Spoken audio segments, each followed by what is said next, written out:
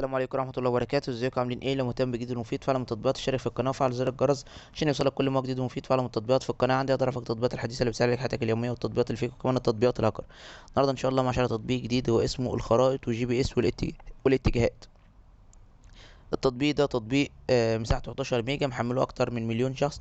التطبيق ده تطبيق خاص بمعرفة الطرق. لو انت رايح اي مكان مش عارف طريق ازاي، مش عارف توصله ازاي، سواء رايح سير عن الأقدام، سواء رايح راكب دراجة، رايح راكب عربية، يقدر يقول لك أقصر الطرق وأكتر الطرق اللي ما فيهاش ازدحام مروري.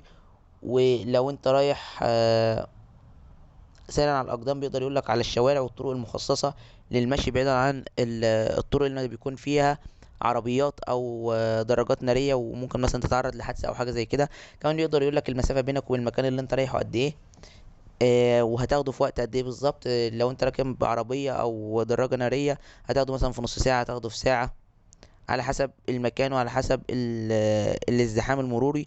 كمان بيقدر يقول لك كل طريق انت ماشي فيه اقصى سرعة عليه قد ايه علشان تتجنب ان انت تتعرض لمخالفة مرورية.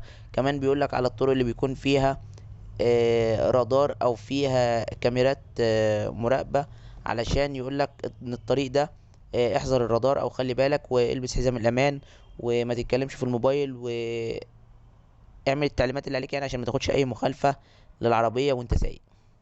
ده الغرض من التطبيق. مشكلة التطبيق ان هو بيتضمن اعلانات وبيطلب منك الاشتراك وشراء التطبيق، بالاضافة لان التطبيق كله باللغة الانجليزية.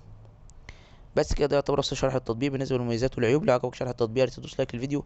لو عايز شرح تطبيق معين يا ريت تسيب لي في الكومنت لو شفت ميزه او عيب للتطبيق في اي تحديث من التحديثات القادمه اكتبها في تعليقات الفيديو. شكرا، سلام عليكم.